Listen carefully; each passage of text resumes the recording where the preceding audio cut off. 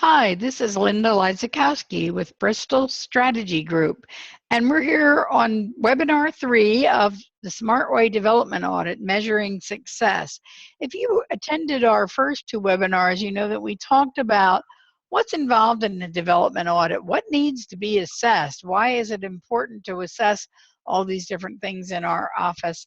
And then we also talked about several ways that you can assess your development program through self-assessment, through the leaky bucket assessment, through a conventional development audit, and then we talked a little bit about the new Smart Way audit. So we're going to give you a little bit more information today, but first, to summarize, I want to talk about some of the challenges of development audits.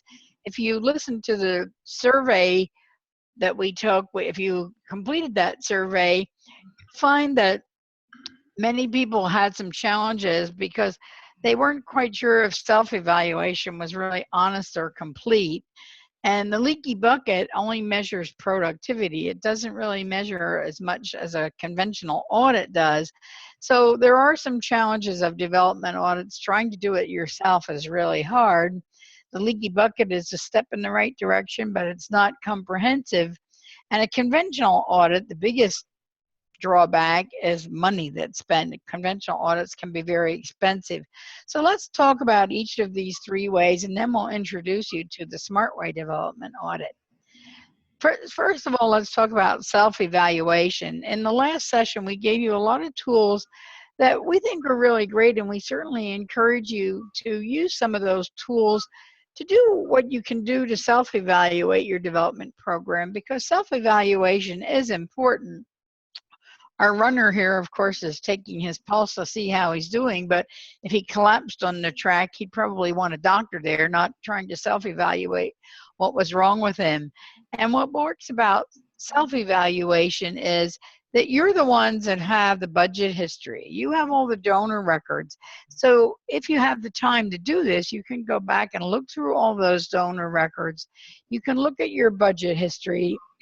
You can look at your strategic plan and your development plan and measure your progress against those, which we hope you're doing on a regular basis. But what's risky about self-evaluation is, can we really be honest? You know, lots of times when we look in the mirror, we see ourselves probably as, I know I do, I see myself as 10 years younger than I really am, and I see myself as 20 pounds lighter. And then once in a while when I see pictures of myself, I think, oh my gosh, is that really me? That's not what I look like when I look in the mirror. So it's hard to be honest and really assess your strengths and weaknesses by yourself. So honesty is a big thing. Accuracy is another question that sometimes we kind of raise in our minds, because we're not quite sure. Sometimes you don't really track your things the way you should be. So you might not be looking at really accurate records. Special events are a classic example. Sometimes people only think in terms of how much money we raised, but they don't think of how much money they spent. So you might not be really using accurate information. And then how complete is it? Are you looking at every aspect of fundraising? And sometimes there are things that you don't think of as direct fundraising components, like the involvement of your board and volunteers and your PR efforts and marketing efforts. So sometimes what you're assessing yourself isn't really complete. And of course, there's always the time involved. When you're going to be doing this yourself, let's face it, assessment is the one thing in a development shop that usually falls to the back burner, because you're so busy doing the things that need to be done day in and day out, putting out fires and getting those grants out and getting those special events planned. So who has time to evaluate? A lot of times that's the biggest drawback with self-evaluation, finding the time to do it. So the next opportunity that you have for assessment is the leaky bucket assessment for fundraising effectiveness. And this works really well. It's statistically significant. We can measure your results against over 1,000 people who have completed this assessment. And it does measure some productivity issues that are often overlooked. Sometimes we don't look at things like, are we using the right metrics, and are we trying to retain donors enough, and are we doing enough to upsell our donors? So it looks at some things that many times are overlooked in other traditional methods of evaluation. What's risky about the leaky bucket is that it's only measuring 9 aspects of fundraising productivity, because we wouldn't get people to complete a survey of, 100 and some questions, perhaps, but they do look at this leaky bucket as a great way to look at those 9 aspects. The other thing is you don't get a lot of details about what you could be doing better, and there's no real recommendations for action plans or specific campaigns or tactics that you can use to improve what's wrong. So while the leaky bucket is a great step, it's not as comprehensive as a full-blown development audit. So then there's always the conventional development audit. And there are a lot of things really work about this, because you'll bring in an expert consultant, and that consultant will dig into all the aspects of your fundraising. At least they should. If they're not doing it, perhaps you've chosen the wrong consultant. But they'll look at all the aspects of fundraising and the things that support it. They'll also look at what's happening today, what's going on in the fundraising world, and what's missing. What are you missing in your organization that you should be doing better? So there's a great deal to be said for a conventional development audit. What's risky about it is that you're dependent on the consultant. How much experience do they have? How many development audits have they conducted? Do they really understand all the aspects of fundraising? For example, you can't bring in a grant writing consultant and expect them to assess your planned giving program and your donor retention rate and things like that, because their expertise is not in the right area. So it does depend a lot on who you bring in. It's also going to be very time consuming. A development audit might take anywhere from 3 or 4 or maybe even 6 months or longer, because there's a lot of work that has to be analyzed. You have to gather the information. You have to send it to the consultant. They have to do analysis. They have to come in and interview you and probably a bunch of people in your organization. And then, yes, they're going to make some great recommendations, but are they recommendations that you can actually implement? So you have to be concerned about what the report is going to say and how much of this can you implement on your own without that consultant's help. And sometimes people have actually told us that they feel that some consultants come in and do a development audit as a kind of a lost leader to help them sell more consulting services. The main reason that it's risky is because of the cost involved. A typical conventional development audit will cost you between $25,000 and $50,000, maybe even more if you're a very large organization. So most organizations are really concerned, as you saw in our survey results, about the cost of a development audit. But guess what, folks? We have a better way, and Ellen's going to tell you about it. Hi, everybody. This is Ellen Bristol. And everything we do here at Bristol Strategy is dedicated to reducing complexity, uncertainty, and risk. And that's what everything about productivity is all about. So we wanted to be very sure that we could take the cost factor and the time consumption factor out of the equation as much as possible. So the first thing, I know we've mentioned our much loved leaky bucket assessment a million times in this series of webinars that we've done for you, but it's something we're really proud of, and it's a terrific complement to the conventional audit, because as Linda said, it includes perspectives on metrics and the availability or lack thereof of the guidelines, benchmarks, and reporting methods that support productivity and continuous improvement. So we bundle a team leaky bucket assessment study in with the development audit.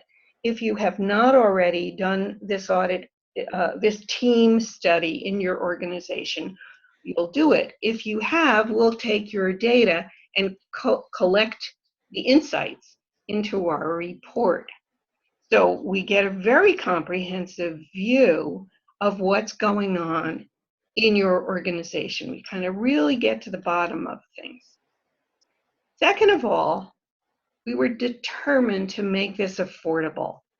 The fact that conventional audits tend to start at $25,000 and go up from there means that a lot of smaller or younger organizations are left out in the cold. They don't have access to this sort of effort that provides so much clarity for future planning and ways to make a business case for investing in staff, technology, or marketing. We keep it affordable by automating the data gathering and the data analysis.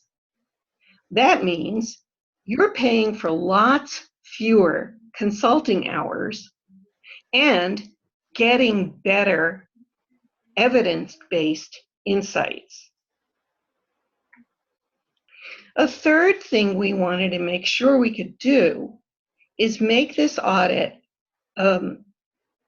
able to collect insights from all voices that touch your fundraising efforts. So everyone who completes our assessment, regardless of the size of your organization, can let unlimited participants fill out the audit forms. And that means we can get insights from senior management, from the development staff, program, marketing, outreach, volunteer management, and your governing board. And we often discover that the answers are fascinating, but the differences or discrepancies among the answers can sometimes be even more revealing. Now, I'd like to share with you how it works. When you choose to complete a Smart Way development audit, you'll complete as many leaky bucket assessments as you wish, and we'll collate them. And then you'll complete as many online development audits as you wish. And again, we collate that. There's one person that'll be responsible for collecting some critical information, policies and procedures typically, and they'll get us that information. If we conduct any interviews, there'll only be a few key interviews. We'll typically interview the head of the development effort, the executive director or CEO, the chairman of the board, and maybe the chairman of the development committee. Rarely more than that. And here's what you get in return. You get a rich report with graphs and charts and lots of labels and lots of narrative that show an analysis of what's going on based on your data, plus our expert insights, recommendations, and suggestions, including summaries of the leaky bucket and the board's responses. You'll also have the option to ask us to conduct a live interactive executive debrief, which we do by a virtual meeting, again, keeping travel costs down to basically nothing. Now, Linda was eloquent about the costs of development audits, and we can also state that the financial cost is complemented by the level of disruption and distraction that can take place in a conventional audit because you have a room full of consultants, or well, at least one consultant, on site walking around interrupting people. Because of our automated approach, we can present the development audit to you on a sliding scale of costs. And your costs are going to be based on a combination of the amount of money you raise directly from philanthropy plus the size of your development shop. So for example, like some of our clients, you might be running a multi-million-dollar organization with virtually no development shop because your income comes from 3 or 4 major foundation grants and government contracts. In that case, you're earning very little from philanthropy, and you don't have much of a development job. But as you see here, the range without an executive debrief runs from a modest $2,500 to a maximum of $7,500. And with that executive debriefing session, 90 minutes to 2 hours with your senior management, the total highest price you'd ever pay with us is $10,000. If it turns out that your organization has already implemented our flagship solution, Fundraising the Smart Way, there's special pricing for you. We're extremely excited to announce this product and eager for you to learn more about it and to take advantage of it. So to sign up or learn more, please visit us at bristolstrateggroup.com/smart-audit. You can email me or Linda, Ellen or Linda, at bristolstrateggroup.com.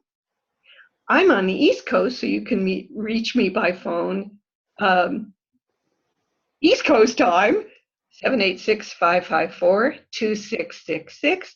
And Linda covers the West Coast, 702-580-1448. We're eager to hear from you. Thanks so much.